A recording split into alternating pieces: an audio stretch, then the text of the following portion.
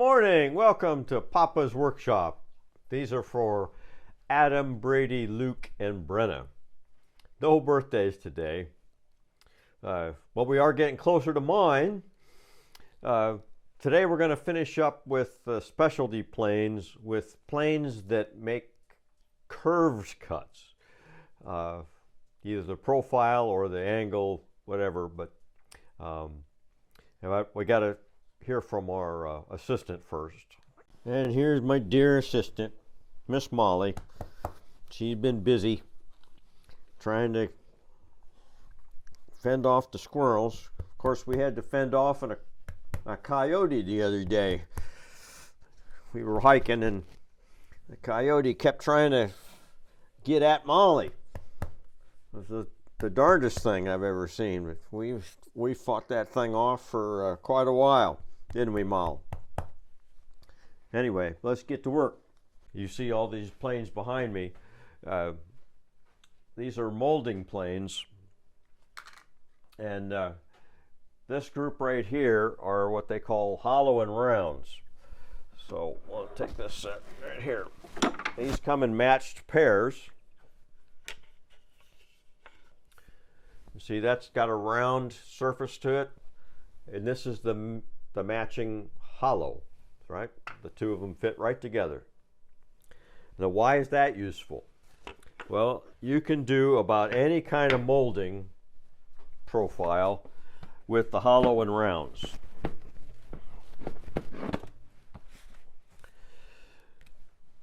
So let's say we want to do a curve like that on the end of a board. And here's where the board originally was. So that curves more like that. The first thing you would do would be to take one of these flat dado type. It's not really a dado, but rabbit, because it doesn't have. This is going to be going with the grain. So you cut that notch out, and then you can take the appropriate hollow plane, just like that, and start planing down till you got to that curve. Then you could take that point that's left and use the hollow, and it can be of a different radius. Like I said, they come in all different sizes, and then you do the last little bit. So you've got two hollows and a round to give you that curve. Does that make sense? You don't need every single size.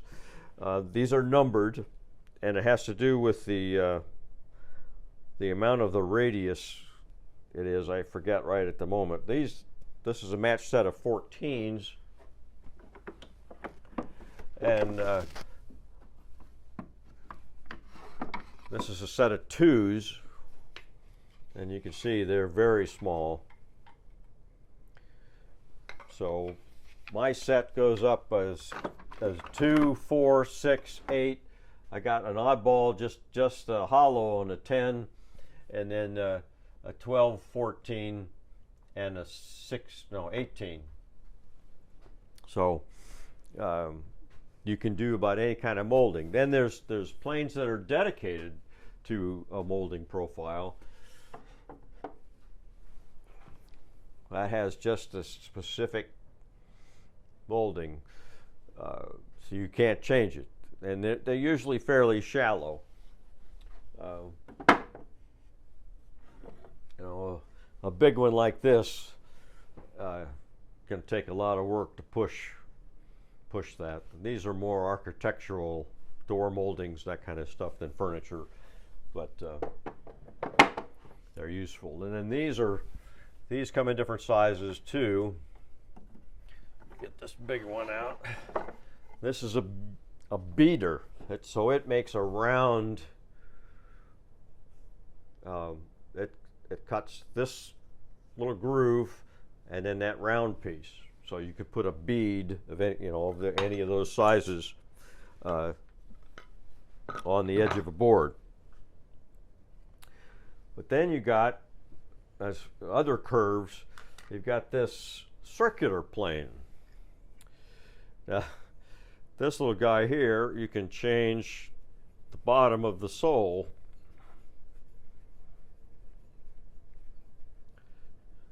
See, so now I can make plane in. Now, that's not as nice as it seems because you've got the end grain, or the grain of the wood to worry about, right? So if it's got a curve like this, you got the grain of the wood, you can go downhill, but you have to stop here, or otherwise you're going to rip up the fibers. So you have to plane from this side and then this side. And the same as if it's a hill, you want to go downhill, you want to go this way and this way to get it smooth. So this wheel allows you to go the other way as well. This doesn't get used too often, but it does come in handy if you have the right kind of curve. See, it goes that way. And then you get into the more freehand stuff. This is a spoke shave, and they come in a flat bottom and a curved bottom, and that works really well for works on curves like this. So the flat one you can use on these convex, the ones that are uphill, so you can push or pull it, and again you want to go downhill anytime, so you got to work with the grain. And the round bottom one works good down on this bottom. Again, you got to go from one side and then the other side. Makes a nice smooth. Now the curved ones are a little harder. You got to get the angle just right to make a good cut. And you see, these are just like a plane. It's held, the blade's held at an angle, and you get a depth control. The flat one is pretty straightforward to use. The curved one takes a little bit of practice. This one is totally round, and unfortunately some previous owner had filed a flat spot on there. These are kind of hard to learn how to use because, again, you've got to hold the blade just right to get it to cut. But they've pretty much ruined this plane by putting that flat spot on there. And Stanley sold, this is 2-in-1. It's got a flat and then a curved, or you can buy a dedicated curved one there. So that would be used if you wanted to do say a round piece like this. You would use that to smooth that out. You know, a chair leg or something like that. That's what these are for. Then a chair, you could do a chair seat with something like this. Again, it's curved, and you would pull or push this. You know, in this case, you have to pull this towards you to hollow out a seat, something like that. And then you've got these draw knives, it's totally up to you to get the right angle and draw it across. And they come in different sizes too. Here's a smaller one, and this moves material quickly, a lot of material. So it's so those can do curves kind of like these other ones. And then you got this is a beading tool. You see that here's just a double-ended blade, so the other blade's got a smaller version of that. So you'd pull that across the edge of a board like this, and you would get that bead profile. And you can, these a lot of times can be owner made. You just need a little piece of steel like this. It could be an old saw blade or a hacksaw blade, and then an owner made, you just need a board that clamps that blade in there, and you can make any profile you want. In fact, if you're going to make it with the hollow and rounds, you made the molding shape. Well, if that only cuts straight, mold. I mean, it's the molding is curved, but it's going the length of the board. It has to be straight, right? So if you had a curved front like this, you would have to kind of use the carving tools to get most of that out of the way, and then you can come back with what they would call a scratch stock, which would be a piece of metal with that shape on it that you make a holder for, and then you would scrape that and get it all to be sure it's all the same way all the way around. That about does it for curved planes. If you guys have any questions about something or something you want to see more about or any of that kind of thing, you just get a word to me. As soon as we get through all the tools, like I said, we're going to start on some techniques or projects. You guys take care of yourselves. We'll be seeing you soon. Oops, I forgot something. After I film that other one, I need to talk about scrapers. They're a type of plane, and they can do curves. Scrapers are just a piece of steel, strong steel, and it has a burr on the edge. And by a burr, if this is the edge of the tool right here, you have to file this so that it's square,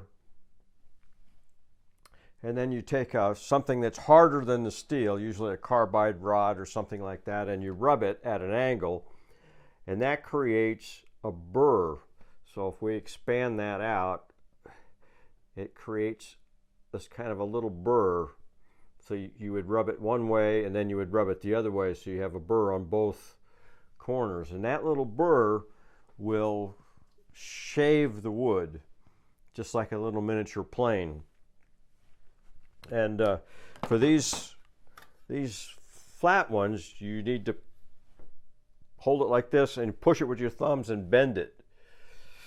See, and then you would just push it on the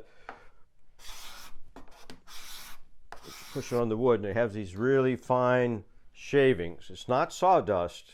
It should, if it's creating dust, it's not, you need to put a new burr on it, but it'd be little shavings like that, and it will smooth out a surface so that you don't need sandpaper. They didn't use much sandpaper in the 18th century, but they used scrapers, and the scrapers come in all different sizes and shapes. This is, you know, for doing convex, concave. This is a really nice, this is a really good shape because you don't have to bow it so hard.